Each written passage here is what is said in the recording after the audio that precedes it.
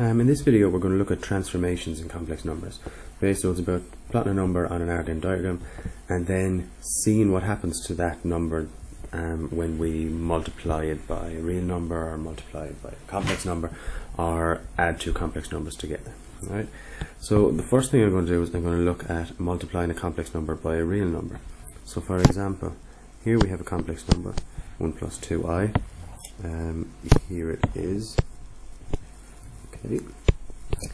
And we multiply it by 3. So down here I have my complex number, I have it multiplied by 3 and I get 3 plus 6i. I've plotted that number then here. Okay, but let's just see what actually happens to that number.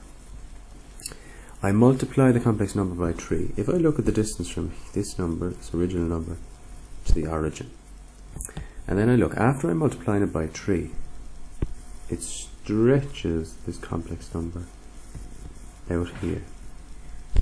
And really what's after happening is, it's after stretching this complex number, this one here, out 3 times what it was from the origin.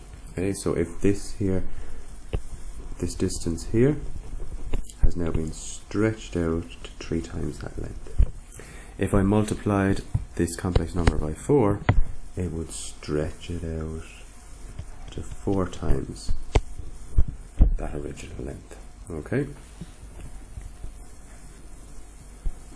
The next one is adding complex numbers. When we add two complex numbers, it creates a translation. So for example, here we have a complex number, minus 2 plus 3i. And I also have three other complex numbers, 3 plus 2i, 1 plus 4i, and 2 minus 2i, which I'm already after plotting here. Okay, now let's see what happens when I add this complex number to all three. So it's plus, we'll put them in brackets, minus 2 plus 3i, minus 2 plus 3i, minus 2 plus 3i. Okay, and we will get 1 plus 5i, we will get minus 1 plus 7i, and we will get 0 plus I. Okay, so let's just see. This original complex number here was 3 plus 2i. There it is. Let's see what that becomes. It now becomes 1 plus 5i. So 1 plus 5i is here. So this goes to here. Okay, nothing major so far. But let's see what happens with this one. The 1 plus 4i. Well, that is here. And that's after changing to minus 1 plus 7i. And minus 1 plus 7i is here. So that's after going all the way here. And the third one is down here, and I bet you could guess what's going to happen there. Do you think it's going to go up this way somewhere here? Let's see. So we had 2 minus 2i, now we have 0 plus I. And 0 plus I is here.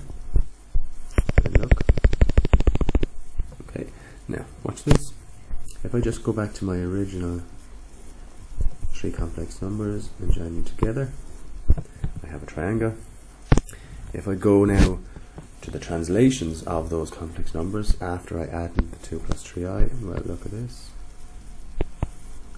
It's actually the exact same triangle. Okay, so it's after moving the 3 points all in the same direction and the same length. Therefore, it creates a translation. Last one then. Multiplying a complex number by a complex number.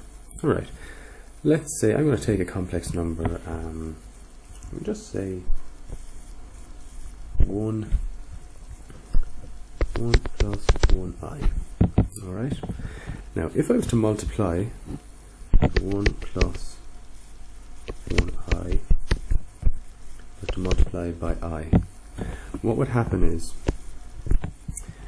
it would rotate this complex number here, it would rotate that around the origin 90 degrees anti-clockwise. So it would go this way 90 degrees, so it would end up here. If I was to multiply it by I squared, it would go from here all the way 180 degrees around the origin. If I was to multiply by I to the power of 3, it would rotate around the origin to 170 degrees to here. And if I was to multiply by I to the power of 4, it will bring it all the way back around 160 degrees back to where it was. Also, if I was to multiply by minus I, so if I started here and it multiplied by minus I, it would rotate at 90 degrees clockwise. Alright. Lastly then, let's say I'm multiplying by 3 plus I. Okay. So, again we have a complex number here. I'll just tidy it up a bit.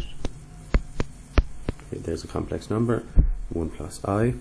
If I was to multiply 1 plus I by 3 plus I, well, two things happen.